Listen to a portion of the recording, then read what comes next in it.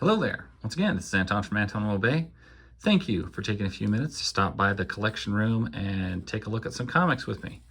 Today I'm looking at some independent stuff, and it's from IC, which actually stands for Independent Comics. The Epsilon Wave. I don't have a lot of issues of this. This is one of those weird ones. A lot of times back in the 90s, I would see these in quarter bins and stuff like that. This is from 1985, October 1985, first issue of the Epsilon Wave. It is not made to the same specs that most comics are. It's thinner. Everything feels thin about it. The spine doesn't have like strength to it. It feels very much like a flyer or a leaflet or something like that. However, it is done in color, which is pretty cool. I don't know if this is like the first appearance of these characters or if these characters existed in other books before then or were published before then. As you can tell, it has a very colored pencil look to it for a professionally sold comic book. And this was $1.50. So once again, it would have been quite pricey for back in the day, as I found with most independent stuff. It was more expensive to make indie comics. And so, man, these pages are super thin. You can see that the art's pretty rough. The coloring, I think, is more rough than the art. And I almost think they would have been better off going black and whites. But holy cow, are these pages like a phone book. They're very, very, very thin. There is a feel of like maybe a slight waxy feeling to them, which is kind of weird. Yeah, it has a strange feel to it. But what gets me is just how flimsy the book feels, like cover and all. So it's amazing they've preserved or stayed in as good a shape as they are. You get a lot of panels with no backgrounds, just kind of bright colors and stuff like that. So you don't have a lot of distinction of where everything's at or where these events are happening. And I'm also not sure like what the characters are involved here. And it seems to be this black and white guy. I have not read these. Tango in Texas City, hide and seek. Okay, Sea Dragon. See, I've seen some with sea dragons on them, and then I see some other characters. So I don't know if this is like a team or just different characters kind of in an anthology type book. But like I said, I don't know. As long as I've had these, I don't know that I've ever taken the time to actually read them, which is sad. But you'll notice there is no ads, none at all.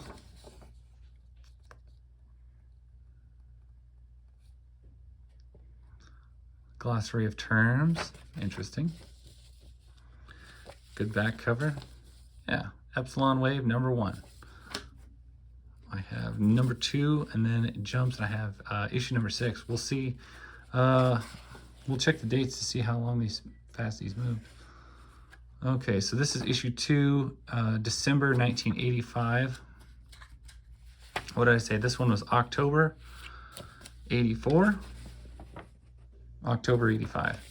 Okay, so there's a few months, but not years apart. So yeah, they were 2 months apart. That's not bad. Yeah, third issue coming out in January. I like how it has all the contributors and artists and everything I outlined up there in the front. Colors look about the same.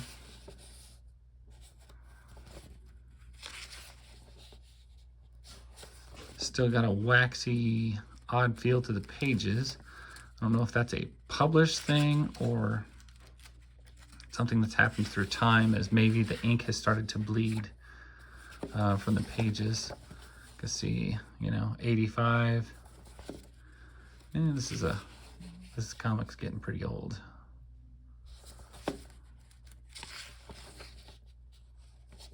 not quite 40 years old. Doesn't seem like a 40-year-old comic, does it? Maybe I'm older than I feel like sometimes. There does seem to be a manufactured error that's running through the whole book. There's like a crease in this page. So, seeing similar characters, same character. And where do we get to the Sea Dragon guy? The Sea Dragon has his own story in the back. That's why I'm like wondering. Corpus Christi, Texas. Okay, that also makes me wonder if Epsilon Wave is something that was more regional. I guess that's something I'd have to ask you guys. Have you seen the Epsilon Wave laying around in bins or anything like that? How far stretched, how far wide does this comic go? Have you heard of it? If not, I get it. But I've noticed since I moved to New Mexico, I've come across different comics than I ran into before. And I have wondered if there's more regional books out there than I realized. You know, sure, it's a national publication. This is issue 6. This is 1986, June 1986. So they were hitting about every month then. Looks like the coloring and the artist is exactly the same. Doesn't look like anything has really changed a whole lot.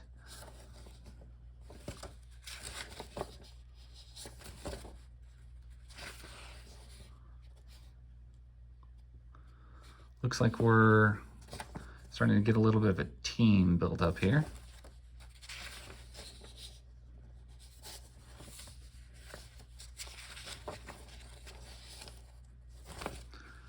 I say this one still feels as flimsy as the others.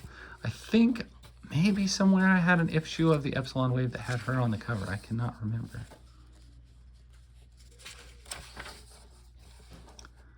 Once again, the, what is it, the Dragon Man?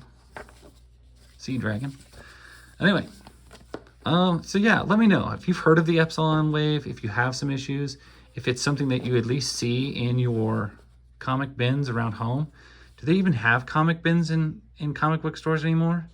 It's been so long since I've been to one. And honestly, most of them I've seen only carry new books. And since I don't buy new books, it's been hard to find issues like this. And I've kind of given up. But anyway, yeah, let me know what you think of the Epsilon Wave and if it's something that's available in your area. Otherwise, thank you very much for watching. That's my story. Catch you guys later. Bye.